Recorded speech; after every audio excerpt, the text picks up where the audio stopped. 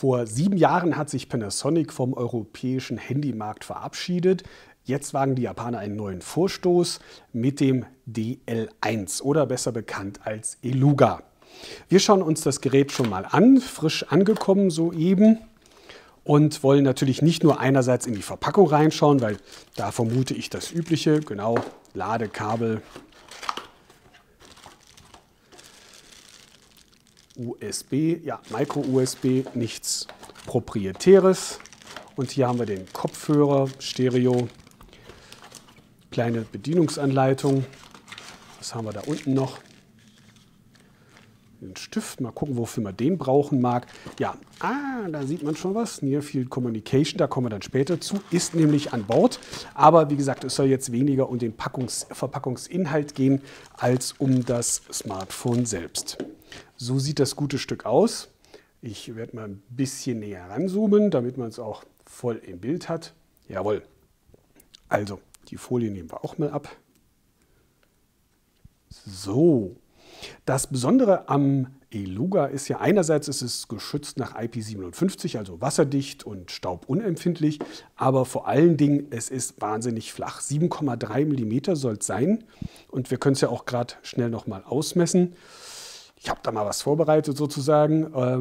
7,9 messe ich jetzt hier an dieser Stelle. 7,3 ist dann natürlich ein bisschen mutig. Schauen wir mal. 7,7 im Bestfall.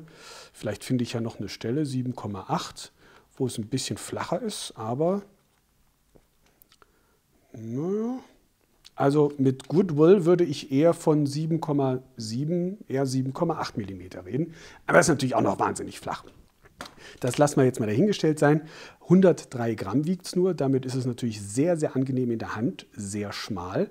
Und hier hinten diese abgerundeten Ecken, die vorne mit diesem kantigen Design zusammenlaufen. Also das macht es natürlich schon sehr sexy, wie ich persönlich finde. Ich hoffe, man kann das jetzt so einigermaßen hier im Video erkennen, wie es ausschaut. Das finde ich persönlich jetzt sehr angenehm. Allerdings 3,99 ohne Vertrag ist jetzt auch relativ sportlich, finde ich, für ein Gerät. Wir kommen ja gleich nochmal zur Ausstattung,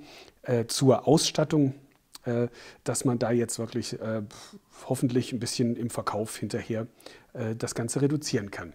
Denn es gibt leider etliche Nachteile zu vermelden. Zum einen, man sieht es gibt hier nichts, was man öffnen könnte, von wegen Akkudeckel und so weiter. Soll heißen, der Akku ist wieder mal fest verbaut. Ich weiß nicht, warum diese Unsitte jetzt so um sich greift. Da schauen sich offenbar alle was von Apple in letzter Zeit ab. Ich persönlich habe gerne mal immer einen Reserveakku zur Hand, gerade wenn es wie in diesem Fall der interne verbaute gerade mal 1150 mAh haben soll, wie der Hersteller behauptet. Also das ist schon relativ wenig, vor allen Dingen für ein großes Display. Wir haben 4,3 Zoll, das ist nicht wenig, das wird ordentlich Strom verbrauchen. Und jetzt vermute ich mal, dass man dieses Teil hier, nee, das ist nur was Optisches, hier oben soll jedenfalls der Einschubschacht für die SD-Karten sein. Ich weiß nicht, wie man den jetzt da rauskriegen soll. Das muss ich mir dann in der Bedienungsanleitung, die ich leider Gottes noch nicht habe und mir jetzt auch noch nicht durchlesen konnte. Also hier kommen jedenfalls die Micro-SIM-Karten rein, also diese kleinen. Ich kann das einfach mal vielleicht am besten zeigen. Also das sind die normal großen und da kann man hier in der Regel diese rausbrechen und dann hat man die kleinen übrig. Mancher kennt es offenbar noch nicht. Da habe ich jetzt in letzter Zeit vermehrt wieder Nachfragen zu bekommen. Deswegen zeige ich es jetzt mal und diese kleinen passen dann anschließend da hier rein. Hier drüben habe ich noch den USB-Anschluss und das war es auch schon. Soll heißen, es gibt auch wieder mal leider Gottes keinen Kartenslot für Micro-SD-Karten. Ich kann den Speicher also nicht erweitern und der hat leider Gottes gerade mal 8 GB hier. Und wenn man dann noch berechnet, dass davon das System ein bisschen abgeht, werde ich dann vielleicht netto bei 7 GB landen und das ist, finde ich persönlich, einfach zu wenig heutzutage. Ich habe Multimedia, in dem Fall beispielsweise eine 8-Megapixel-Kamera. Ich habe Video, ich habe Musik, habe ein paar hundert Apps vielleicht im Bestfall drauf und meine Dokumente, Kontakte, SMS, E-Mails, alles was dazukommt. Dann landet man hinterher, vermute ich jetzt mal, bei einer Größenordnung von vielleicht noch 1, 2 Gigabyte, die dann frei sind am Ende. Und das finde ich ein bisschen arg knapp, zumal ich es, wie gesagt, nicht aufrüsten kann. Für viele dürfte das hiermit schon ein No-Go sein. Allerdings, wie gesagt, ich finde es optisch sehr ansprechend. Von daher für reine Telefonierer wird vielleicht der eine oder andere sagen, na, ich gucke es mir doch nochmal näher an, zumal zum Entsperren diesen Bogen nachziehen. Okay, gut, das haben wir jetzt mal aus dem Stegreif hinbekommen.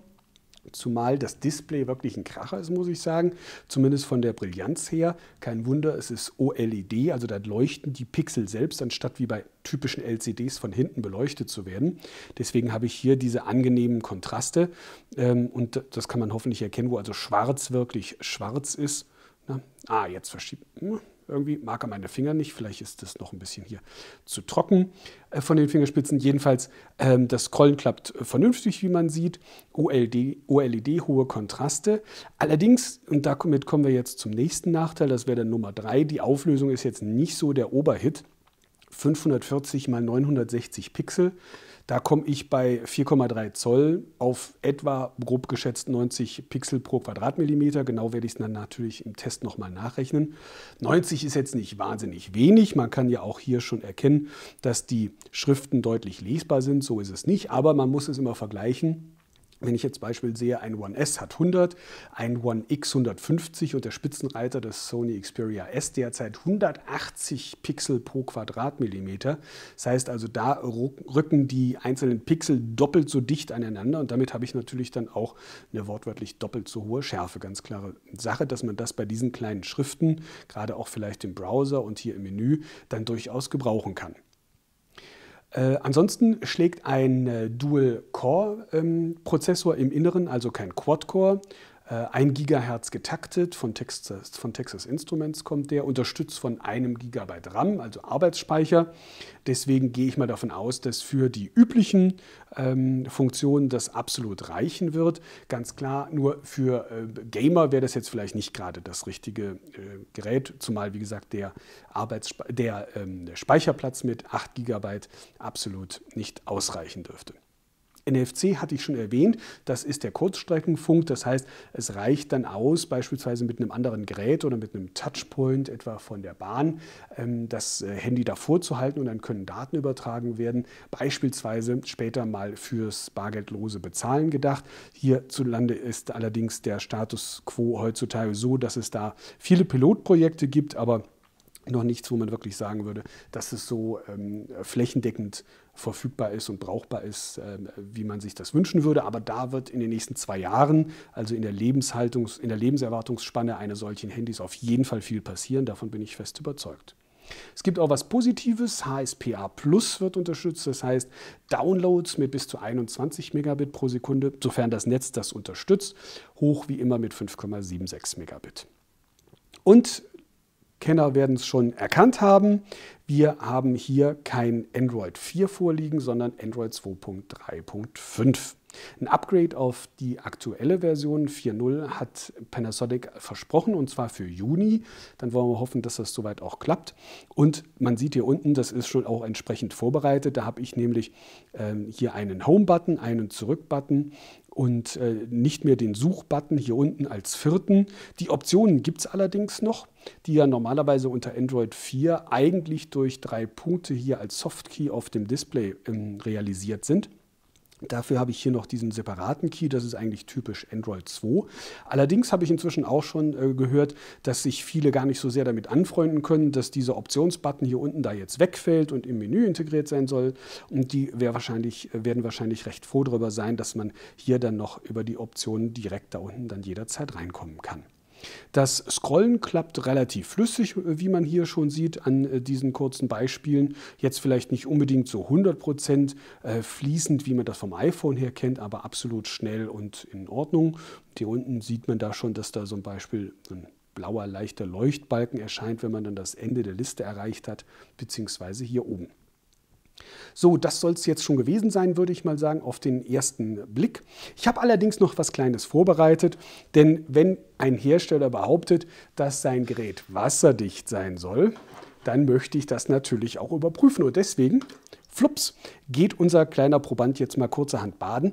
Das sind jetzt vielleicht nicht die 1 Meter Wassertiefe, die das Gerät aushalten soll, für bis zu 30 Minuten, so die IP57-Norm.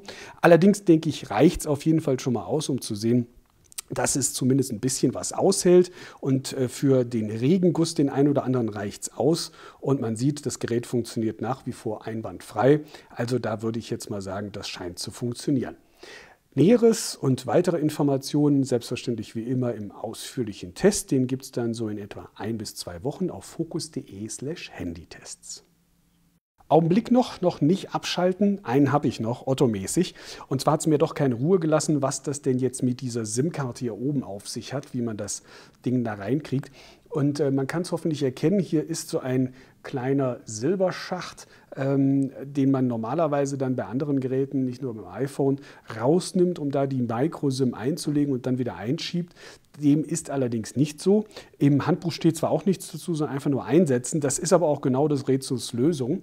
Hier hinten sieht man hoffentlich dieses kleine Icon. Das heißt, man muss also wirklich nur die Micro-SIM einsetzen. Einfacher geht es wirklich nicht.